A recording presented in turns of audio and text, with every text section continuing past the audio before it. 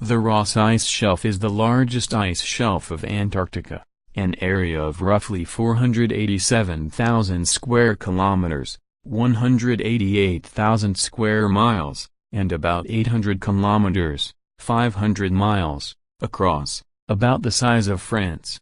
It is several hundred meters thick. The nearly vertical ice front to the open sea is more than 600 kilometers, 370 miles, long, and between 15 and 50 meters, 50 and 160 feet, high above the water surface. 90% of the floating ice, however, is below the water surface. Most of Ross Ice Shelf is in the Ross Dependency claimed by New Zealand.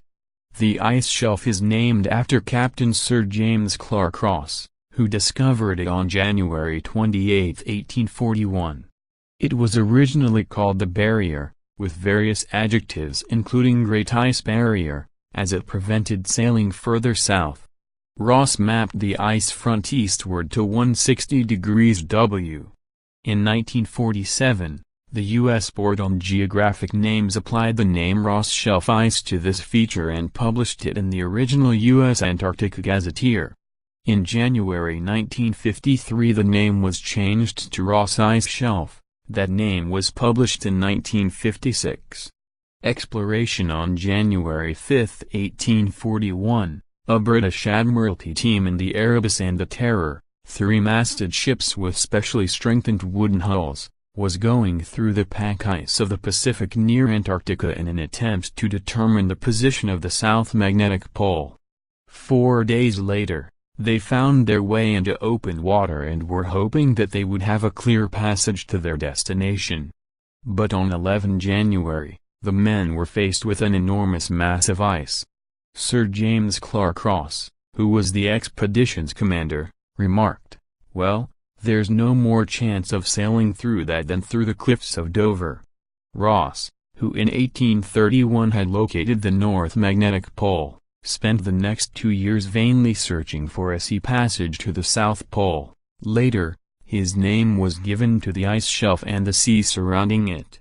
2 volcanoes in the region were named by Ross for his vessels. For early Antarctic explorers seeking to reach the South Pole, the Ross Ice Shelf became a starting area.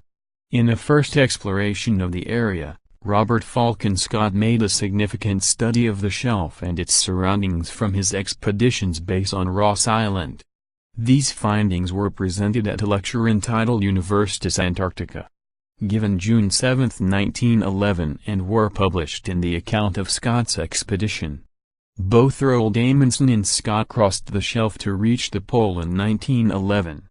Amundsen wrote, "Along its outer edge the barrier shows an even, flat surface, but here, inside the bay, the conditions were entirely different. Even from the deck of the Fram we were able to observe great disturbances of the surface in every direction, huge ridges with hollows between them extended on all sides. The greatest elevation lay to the south in the form of a lofty, arched ridge, which we took to be about 500 feet, 150 meters, high on the horizon.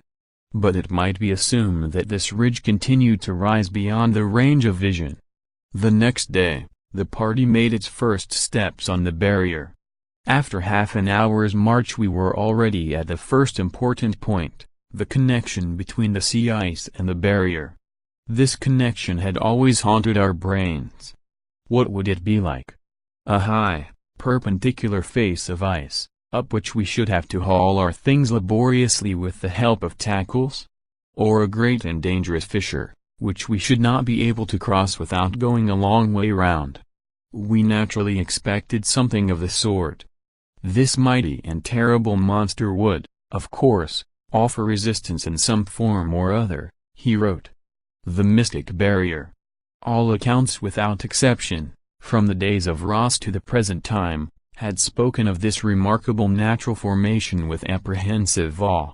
It was as though one could always read between the lines the same sentence, "Hush, be quiet."